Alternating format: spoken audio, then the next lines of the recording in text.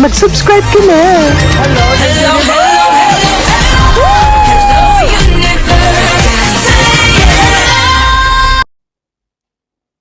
Hello mga buweks! Magandang araw sa inyong lahat. Galaw-galaw para hindi mapaimburnal.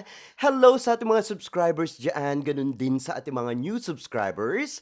Welcome to Parade of Beauty! If you are here today, welcome to the new era of beauty. Beauty is in you. O, Jimba? Kamusta naman kayo mga buweks? Ayan, day off ko ngayon. Kaya naman, sobrang busy-busyhan ako ngayon dahil ang daming mga laruan ng aking mga talaga, ng aking anak. Ayan, isa pa lang ang aking anak, no? Isa lang. Ang dami niyang laruan, tapos ang dami niyang mga books, no? Kapag may anak ka, Diyos ko Lord, parang naging tambakan na ng mga laruan itong aming condo unit. Nakakaloka, jiwa. Pero okay lang, day off ko naman. So marami akong time dyan. Tapos after nung live natin kagabi, hindi na ako natulog, mga buweks. Diyos ko Lord, nakakaloka kasi 7 a.m. babangon yung anak ko. So hindi na ako natulog, natapos tayo 4:30. So talagang sinagad-sagad ko na. Kasi nga 'pag natulog ako baka, ma-late ako ng gising, hindi ko siya maihatid sa school. So ayun, on time naman kami. So dati hindi, nung last week, inaano namin siya, nagda-drive kami papunta dun sa school. Siguro mga 5 minutes ano lang or 5 minutes, 3 minutes lang pala gano'n drive 'no, from condo namin. Pero malapit lang kasi siya. So ang ginawa namin kanina, naglakad na lang kami. Tapos na-realize ko, yung naglalakad kami medyo malayo-layo pala. Kaya sabi ko sa anak ko, next time ayan, mag-ano na lang tayo, mag-car na lang tayo. Kasi sa umaga, sobrang hirap mag-parking. Ang daming mga dumarating do mga parents, kasama nila yung mga anak nila. So, sobrang hirap. So, ang kailangan mo talagang gawin, siguro, kasi kanina dumating kami doon, ang pasok niya, 8:30. So, hindi, mga 8:50 yon pero 8:30, okay lang na nandun na sila. Pinakamaaga, no? Pero umalis kami ng bahay kanina mga 8. So, pagdating namin doon, para mga 8:15 parang gano'n or 8:16. So, wala pang masyadong mga sasakyan. So, I think aagahan namin. But anyway, hello sa inyong lahat. Ayan, sa mga bago nating subscribers, thank you and welcome to Parade of Beauty. Ayan, and please click your notification bell para mas updated kayo sa ating mga chika everyday and night sa mundo ng pageantry. And please like this video. Thank you so much. Anyway mga boys, ito na nga no, nakakaloka naman itong si Dia Matay Filipinas! O Jimbuan, taray-taray naman ni Dia Matay. Alam niyo, sa totoo lang, napapansin ko dito kay Dia Matay, habang tumatagal, lalo siyang nag-glow, lalo mong nakikitaan na may winning glow ang isang Dia Matay, di ba? Natutuwa ako kasi obviously, pinaghandaan ni Dia Matey ang kanyang laban dito sa Hispano-Americana, di ba? Nakikita ko yung kanyang materyales mula sa pagdating niya doon, yung kanyang mga OOTD, yung kanyang mga aurahan, yung kanyang makeup. Siguro siya lang nagme-makeup sa sarili niya, no? Kasi pag international pageant, kailangan magaling ka mag-makeup o hindi ka man magaling, marunong ka mag-makeup. Dapat alam mo yung sarili mo, kilala mo yung sarili mo, dapat alam mo kung ano yung tama at maganda para sa pagmumuka mo, di ba? So natutuwa naman ako dito kay Diamante kasi hindi niya tayo binibigo. Each day, mula nang dumating siya dito sa Bolivia, di ba? Ang lalakas ni Venezuela, ni Bolivia, ni Colombia, pero ito namang ating kandidata ay hindi rin nagpapatumpik-tumpik sa kanyang mga aurahan everyday at saka sa kanyang mga pasabog. Ang ganda-ganda ng makinarya niya, so nakikita ko, obviously, itong si Diamante, simula na nakoronahan ito sa, alam mo yun, kailan ba to? August ba yon sa bilang Reina Hispano-Americana Filipinas. Tingin ko talagang pinaghandaan niya ng bonggang-bongga. Kitang-kita ko yung giggle factor dito kay Diamante, di ba? Nakikita ko yung kanyang makinarya na parang, oh my God, parang masasabi mong pinaghandaan, planado, at pinagkagastusan ni Diamante. Naniniwala ako si Diamante ang gumagastos sa kanya mga pasabog, no? Kasi si Diamante medyo may kaya-kaya yan eh. And alam mo yun, may mga chichi akong naririnig, no? Kahit yung mga noon-noon pang mga ibang kandidata. So I believe Diamante, talagang ginagawa niya lahat para ilaban ang ating bansang Pilipinas at nakakatuwa naman yan. Kaya naman ngayong araw ay ayan, talaga namang hindi nagpatumpik-tumpik sa kanyang national costume mula pa lang doon sa nagkaroon silang ng Miss Turismo Reina Hispano-Americana at nakasama nga itong si Diamante sa Best in Evening Gown Top 5, 'di ba? At ngayong araw na ito ay hindi na naman tayo binigo. Ayan meron pang naganap na swimsuit competition yata 'yun. Yung kahapon yata 'yun, 'di ba? So talaga namang nag-double twirl itong ating kandidatang si Diamante, 'di ba? Talagang plakadong-plakado ang kanya mga bugahan, ang kanya mga pasabog, 'di ba? At ang galing-galing niya mag-Spanish, 'di ba? Ang galing-galing niya magsalita ng Spanish, 'di ba? Balikan natin yung ngayong araw. So ngayong araw, hindi tayo binigo ni Diamante. Talaga namang nagpasabog ito ng bonggang-bongga at inirampa ang kanyang napakagandang masterpiece na kanyang national costume na pinagmamalaki niya doon sa bansang Bolivia, di ba? Talagang hindi ito nagpakabog at talagang ginagawa nito lahat para maniris ng mga Latina sa Bolivia. O, di ba? Nakakatawa ito si Diamante. Anyway, panoorin nyo itong full performance niya. Talaga namang kabugera itong lola nyo. Panoorin nyo ito.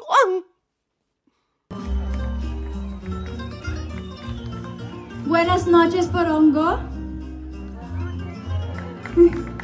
Mi traje honra la cultura filipina. Inspirado en iglesias barrocas, brilla con 750,000 cristales. Una verdadero tributo a Filipinas. Soy Diamante, represento la Perla de Oriente, Filipinas.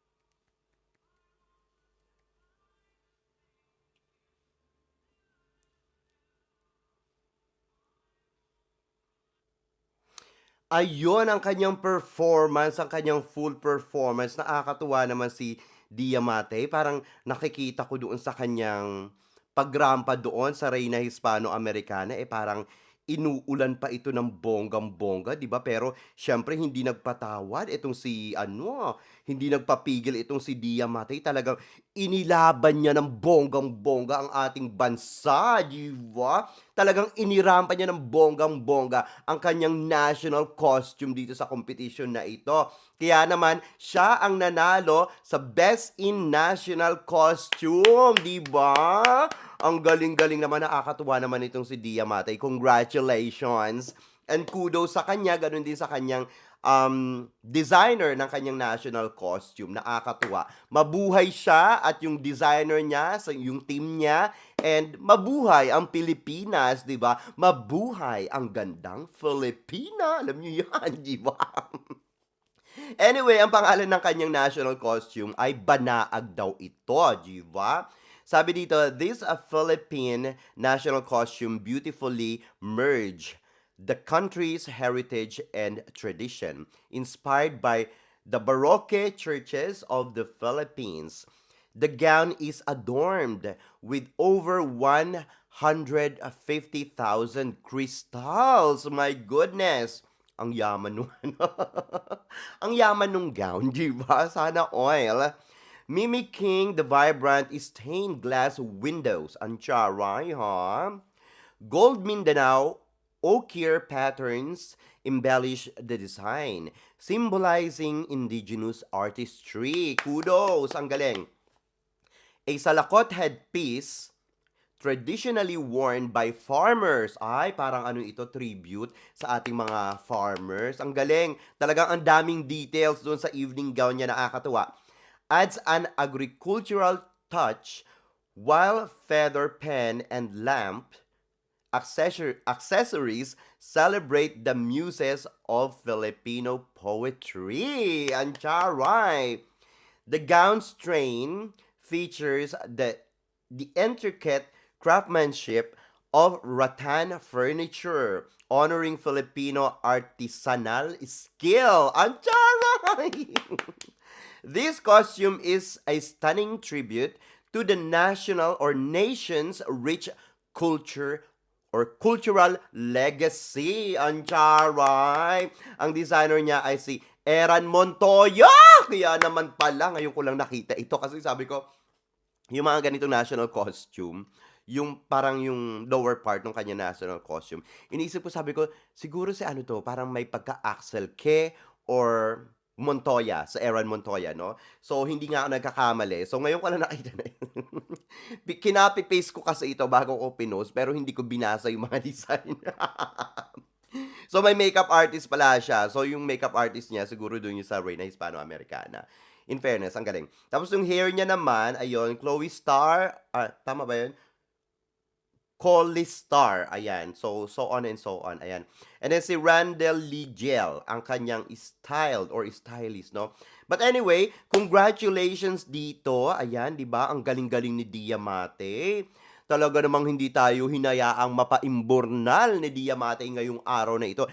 Everyday nakikita natin yung laban niya, palakas siya ng palakas. Kitang-kita ko na talagang, ay my God, mga buweks, kaya nito talagang tiris-tirisin isa-isa each day ang mga Latina doon sa Bolivia, di ba? Nakakaloka. But anyway, eto na nga, no? Eto nang hindi maganda dyan. Since ngayon nga, at simula pa nung nakarang araw ay sunod-sunod naman ang mga pasabog ni Diamante at kitang-kita naman kung paano nito inilalaban ang bansang Pilipinas dito sa Bolivia sa Reyna Hispano-Americana. Ay, talaga naman ang ating mga syupit bahay ay hindi rin matatawaran ng mga bunganga na bulok na ang mga ibinubuga sa social media, diwa. Talaga naman, ay nako, pag nakikita nila na ang Pilipinas ay umaariba ng bonggang-bongga sa mundo ng pageantry, ay ang mga bunganga nila na puro bulok, mga bulok ang ibinubuga, ay hindi rin naman talaga nagpapatumpik-tumpik everyday sa kanilang mga bugahan sa kanilang social media na sinasabi daw nila ang Pilipinas ay hindi mananalo dahil daw may pagkatsubibo ito. Diyos ko, saan naman doon ang pagiging tsubibo ni... Medyo yung body ni Diamante kasi hindi siya yung sinasabi nating sobrang Coca-Cola body or sobrang skinny na sexy, hindi ganon. Pero yung kanyang katawan, nasa fighting form. Maganda ang kanyang katawan.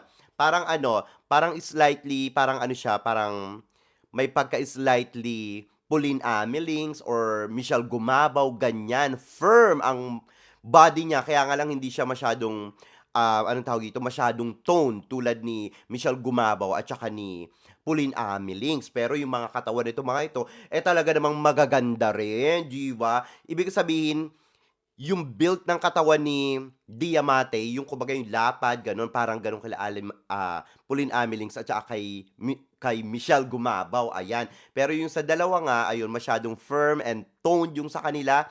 Although dito kay ano naman, while naman dito kay Diamante, more on feminine yung dating, no? Masyadong ano, wala siyang mga muscles or parang hindi siya nag-gym, ganun. Pero maganda yung kanyang body, di ba?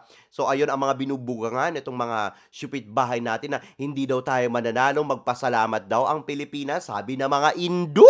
Ayan, mga Indo, munti ko na makalimutan.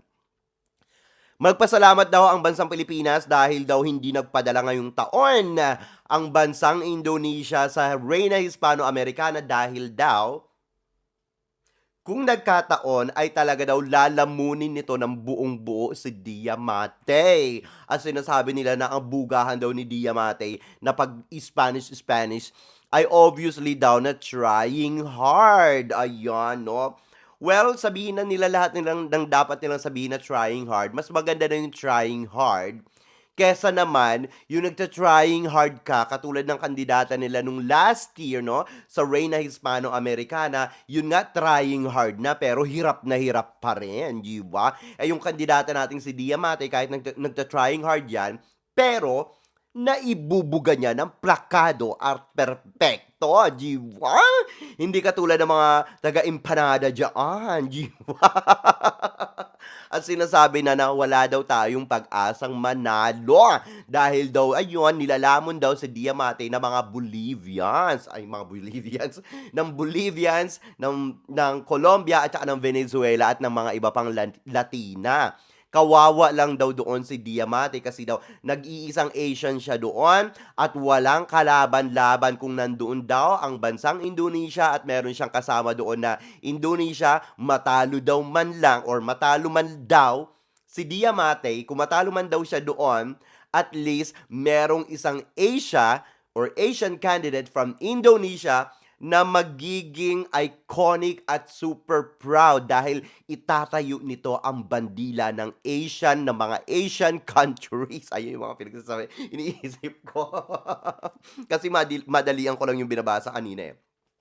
So sila daw ang magsasalba sa integridad at kredibilidad, ayan, no, nabubulol ako, ng mga Asian sa Asian countries. Ayan, ang bansang Indonesia at hindi daw yon Philippines. Di ba? Nakakaloka naman itong mga Indo na ito. Feeling nila talagang sila na ang talagang powerhouse, no? Sinasabi nila na hindi daw imposible yon na pag napaimburnal daw itong si Diamante, na sila daw ang mananalo sa Reina Hispano-Americana. Kaya daw dapat magpasalamat daw ang Pilipinas dahil daw wala silang pinadalang kandidata ngayong taon. Dahil daw sila daw ang tinaguriang pinakabagong powerhouse sa mundo ng pageantry sa Asian country. Diba?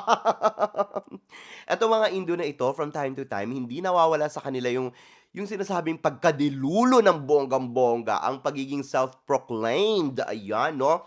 Kasi sinasabi pa nila, kung si Harashta daw ang supranational ngayong taon from Indonesia or ang kanilang naging Miss Cashmo na si Kenchot, no?